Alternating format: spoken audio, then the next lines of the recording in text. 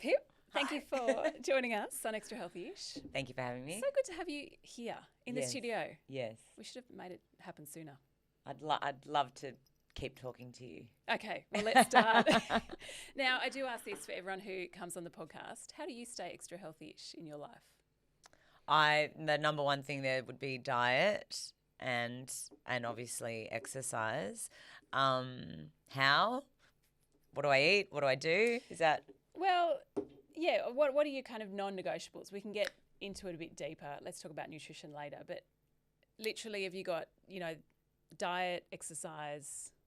Diet, exercise, lots of woo-woo stuff on the side, lots of help on the side, and also just finding joy amongst all of that. What brings you joy? Obviously my son, but my son, the sun, yes, my son and the sun, and my friends, and just having a good, trustworthy network brings me joy. Yeah, absolutely. Can we talk about the sun for a bit? The S-U-N. S-U-N, yeah. Not the sun. I probably only realised in the last couple of years how much I am affected by... We all are. By dreary days and how melancholy I feel. Yeah. It is a thing. It's for me, I'm solar powered. I just absolutely am. It's the one time I can lie down and it actually charges my body and it fills my soul. And I mean, it might look like I'm sunbaking or you can call it whatever it is, but I'm actually just feeding my body. I'm giving it what it needs, the energy it needs. And I can actually be at peace at the beach apart from the paps. Well, let's talk about those later, those pesky paps. Talk us through what a week of health and wellness looks like in your life. Well, I want to preface it with saying I'm not perfect, okay? So health and wellness isn't just, I'm healthy and wellness, but I'm balanced-ish. We like the so ish. I train Pilates 2-3 times a week. I walk. I eat really clean, lean and fresh. I'm pretty strict around the diet I have. I'm a grazer as well, which doesn't help that situation. I get number of, I see my therapist. I have a spiritual healer. I have an energy healer, a Reiki healer, psychic, massages to move energy through my body. I you name it. There's a lot involved to keep this one afloat. I like it. Is this something you've done your whole life? Talk to us about how Pip valued health when you were a teenager. I was always I was always active. I've always been from a very young age. I was a little nipper. I always played tennis. I was always swimming. I'm always walking. My parents were very active, so that being active is just part of life. And also it kind of really ramped up after my son was born because I obviously had to be really active with him. So yeah, fitness has always been up there. But now it's obviously taken center stage. It's just part of your DNA. It's my lifestyle. There's no other way around it. So you're in your 40s. Yes. No, it's a good thing. 40s are a great decade. How are you tackling this decade compared to the last few? Yeah, it's a change of pace. I think my 20s and 30s were about really survival, establishing my career and, raising my son and doing everything around that because I'm a single mum and I work at a turbo pace. We're always on the hamster wheel. And then in my 40s, I've learned that things can happen without necessarily always driving them hard. And I think that's been an amazing thing for me to get that balance of finding space to think and not be reactive and drive it in a way that's really considered, that's not so emotionally charged. I like it. How do you find that space? Because often Fuck, still trying to find that space. It's got to be put in my diary. Is that what it is? Like, well, I mean, you know, that, yes. like it's really, Yes. you know, we do hear that it's so important to have mental space to. As a it's creative hard. and as a, Yeah. you know, generally as a creative, but also as a visionary in the business, and, you know, you've got to think. And I don't think when I'm in the office, I'm in back-to-back meetings, I'm, you know, doing everything for everybody else, but I'm never doing my work. And I was finding that I was just working 24/7 because I'd have to come home and work. So I have to block out things during the day that are for me, where I tune out. And that's often when I get the downloads of what to do. So, yeah, my non-negotiable being Pilates in the morning. Like, I don't get into the office till about 9:30. Do you see that as space, your Pilates? It's not enough. Not? I do because I'm not a meditator, but that's my moving meditation where I focus on my body. So I'm not thinking about anything else than my body, and I'm breathing. I'm actually breathing. Because when I get into the office, it's like, and then my other space would be, like I have in my diary, so everyone knows, like when my therapist is, if I want to go sailing or these things, they're activities, and I'm always in motion, and and it's best for me and it's best for everyone to keep me moving. And then my only real downtime where I stop is when I have my time in the sun. And what do you do? Oh, and maybe when I sleep. If I get to sleep. What do you do? Do you just lie there? I literally lie there. I actually quite like the silence. I can be there by myself, or if I'm with friends, I'm there, or sometimes I might listen to music. But generally, I like to be in silence. And I just like to hear the waves. I actually love to observe people. It's just really simple Aussie beach girl stuff. Do you know what I mean? Oh, yeah, yeah. That's how we're raised. We're just raised to, like, it's just watching the day go by. Oh, yeah, I agree. There's nothing more therapeutic than sitting on the beach and listening to the sounds and watching the waves, and just literally the best thing for our soul is to daydream. Because you know what daydreaming is? I'm going to give you a little tip.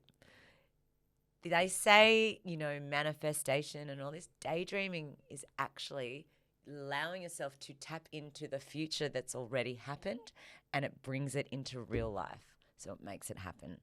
That's what daydreaming is. It's the best. Talk to us a bit about the therapist, your healer. the village. The village that surrounds me.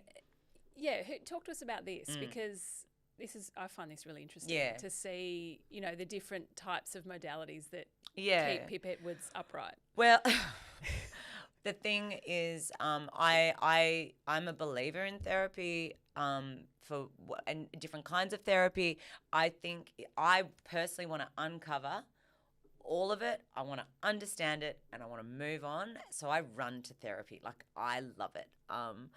And I love confronting the back. I do a lot of neurolinguistics programming, which isn't the normal kind of therapy, which means I go into hypnosis, and I do a lot of timeline therapy, future proofing, and I'm understanding energetically how situations have affected me, not just what my monkey brain computed at the time, because we're more than our brain, and we're an amazing organism that takes on so much information, and only our brain is capable of kind of understanding and interpreting that much of what actually really happens. So it fascinates me, and the things that I learned that I didn't see at the time, I'm just like, fuck me. Sorry, I swear, but it's all good. Yeah. So, and then I've got my healers. I'm just a very energy-based person. And I love it. I love that, because there's a lot that is to be said for your gut instinct and all of that, and not just how your brain works. How do you handle it when you're feeling low? I've got to get into landscape. I've got to get out. And I know that, you know, normally to sit in that is not healthy. When you're low, and normally, like, some people get fetal or sit in it, you must get out and move. and moving and seeing the horizon and looking above the horizon all has these crazy, the pituitary gland, it releases serotonin and actually can get you out of it. And it's that simple. Even if your mind can't, your body can.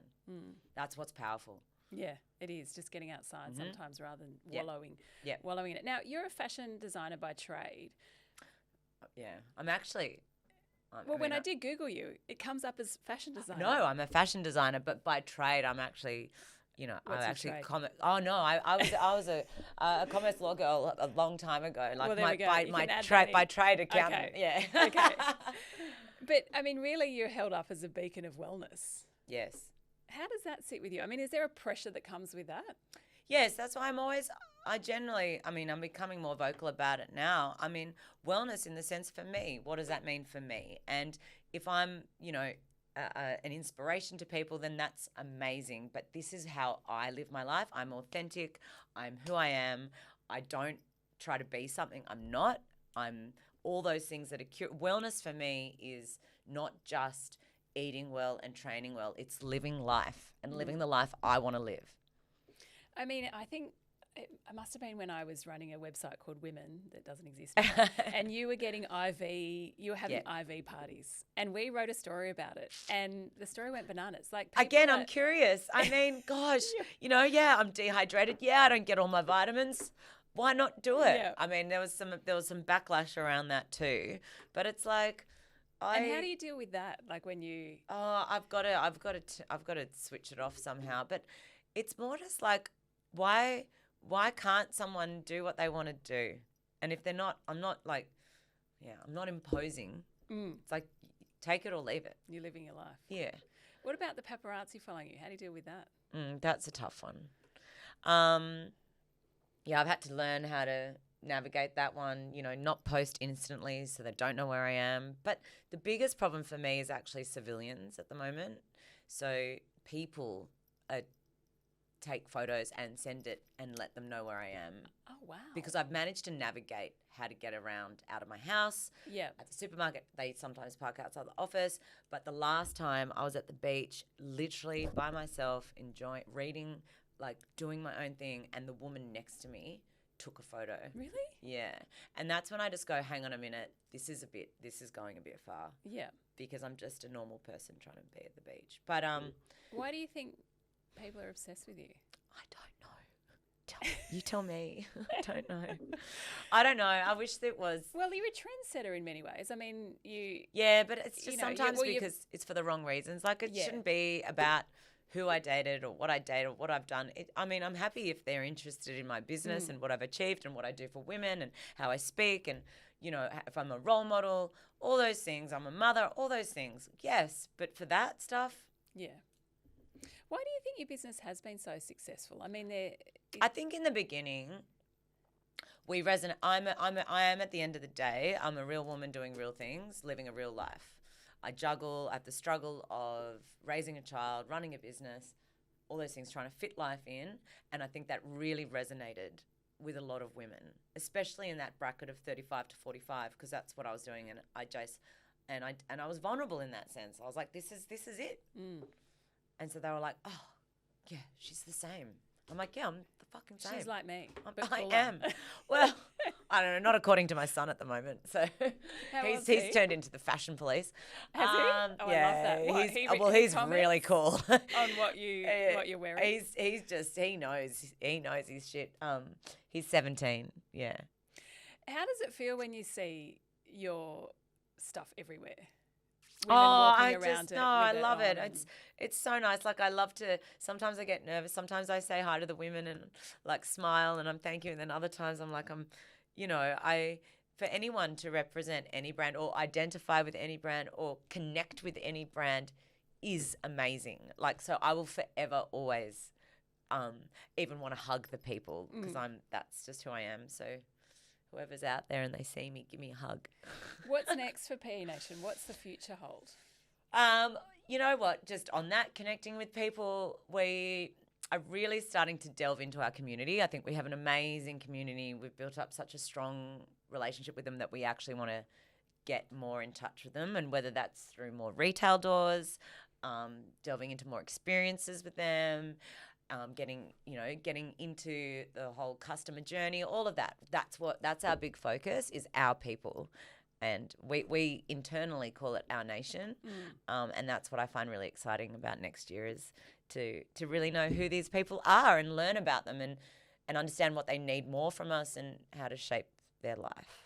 Watch this space. Watch this space. While we're on connection, you said at the beginning your tribe and your friends keep you sane. Talk to us about, the role they play in your life. Oh, they're everything. I'm, my parents, my friends, I'm an only child. I'm super gregarious, so I get energy from everybody. And when I'm in a flow where there's trust, respect, and integrity, it's just amazing. And that's how I flourish. And then that in turn gets given back to them. And it's beautiful. But once it starts to rattle that, so that's why I need to keep my tribe tight. Well, thank you for coming into the studio with your fabulous energy today. Oh. It was lovely to chat to you. Thanks for having me. Thank you.